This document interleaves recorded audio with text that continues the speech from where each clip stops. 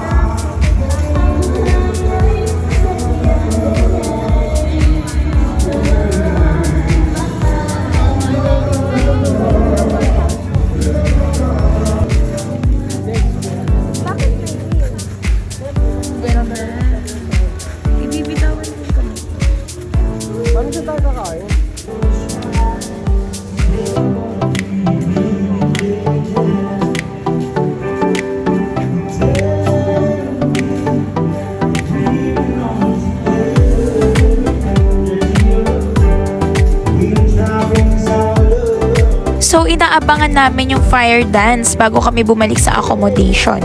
Mamayang 7 p.m. So, sobrang enjoy dito sa Puerto Galera. So, ayan na nga!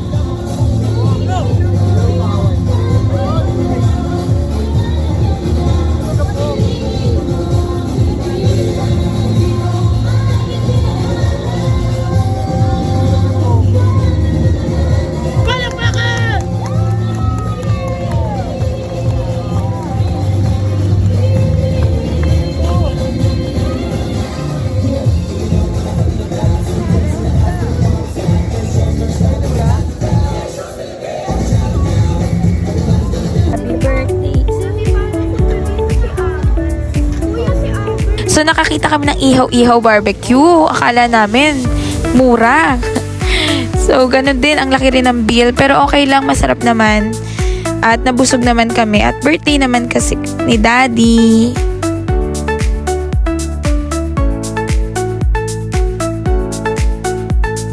So, kain mo na guys. Ayan, sinigang na talakitok. Ang sarap. So, ayan yung mga barbecue. Ihaw-ihaw na aming binili. Ensaladang talong.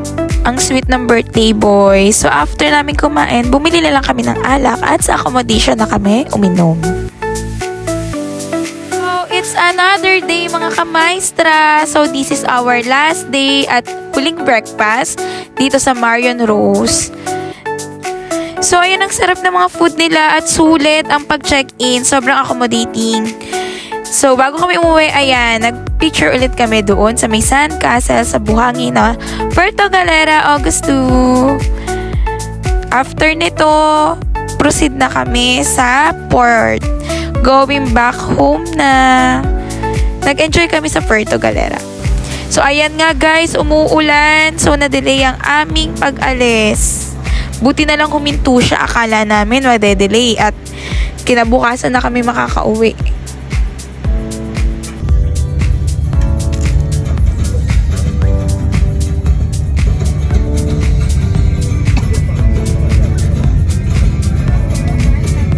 So, thank you for watching, guys!